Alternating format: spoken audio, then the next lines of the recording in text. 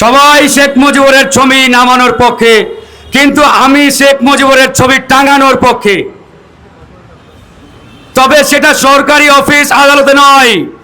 আমরা শেখ মুজিবুরের ছবি বাংলাদেশের প্রত্যেকটি রাস্তার মোড়ে মোড়ে টাঙাতে চাই, আর নিচে লিখে দিতে চাই বাংলাদেশের বাকশালের প্রতিষ্ঠাতা গণহত্যাকারী প্রথম ভোট চোর শেখ মুজিবুর রহমান। এটা করতেই হবে। আগামীর প্রজন্ম জানেই না এদেশে ভোট চোরের শুভ সূচনা শেখ মুজিবুর রহমান করেছিল। এটা এদেশের তরুণদের জানাতে হবে। বাংলাদেশে তার সন্তানের নেতৃত্বে ভোটের বাক্স চুরি করে ভোট চোরের যে ইতিহাস, এই ইতিহাসের শুভ সূচনাকারী শেখ মুজিব। আগামীর প্রজন্মকে জানাতে হবে বাংলাদেশে প্রথম যে ওই তুলে নিয়ে ক্রস ফায়ারে দেওয়া, ওই গুম করা, এই গুমের ইতিহাস প্রথম রচনা করেছিল শেখ মুজিবুর রহমান। প্রথম বিচার বহির্ভূত হত্যাকাণ্ড এটাও শুরু হয়েছিল শেখ মুজিবের হাত দিয়ে।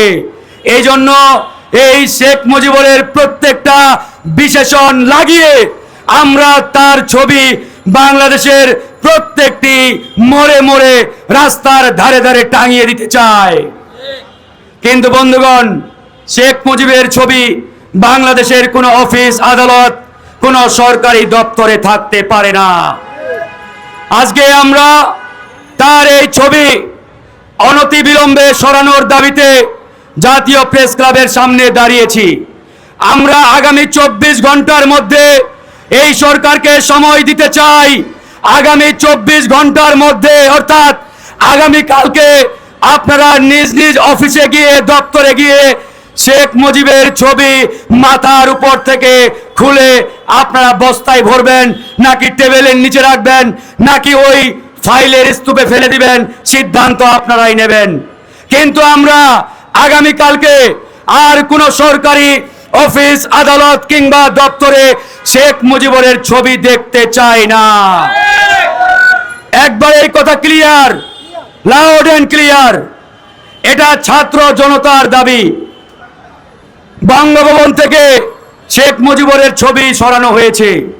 তার জন্য আমরা মাহফুজ এবং এই অন্তর্বর্তী সরকারের দায়িত্বশীল ব্যক্তিদের ধন্যবাদ জানাই। শুধু শেখ মুজিবুরের ছবি সরালেই হবে না, বাংলাদেশের প্রত্যেকটি চেয়ার থেকে এই হাসিনার দোসর, খনি হাসিনার দালালদের সরাতে হবে।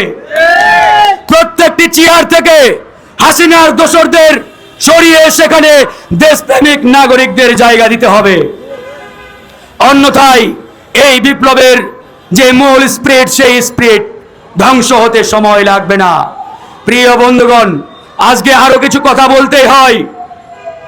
এই সরকার যখন এই বিপদের মুখোমুখি হয়,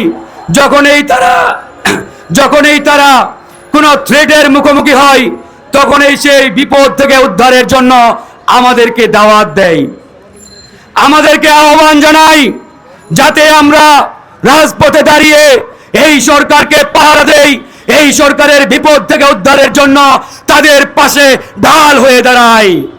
আর এই বিপদ যখন কেটে যায়, তখন আমরা দেখি রাতের আধারে ওই ফ্যাসিবাদের দোসরদের ডেকে ডেকে মন্ত্রীর চেয়ারে বসায় এরা।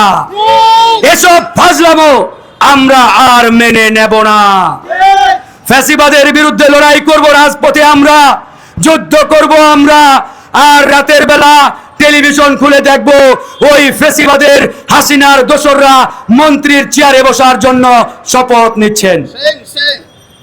এসব ভণ্ডামি চলবে না, এসব প্রতারণা চলবে না। এটা শহীদদের রক্তের সাথে বেঈমানি, এটা 2000 শহীদদের রক্তের সাথে মুনাফেকি ছাড়া অন্য কিছু নয়। আপনারা বিপ্লবের স্পিরিটের কথা বলেন, আমরা নাকি বিপ্লবের স্পিরিট থেকে দূরে সরে যাচ্ছি। এই জন্য আমাদের ঐক্যবদ্ধ থাকতে হবে। তারা ডাক দেয়, আমরা গুলিস্তান পাহারা দেই। তারা ডাক দেয়, আমরা 0 পয়েন্টে রাত থেকে পাহারা বসাই।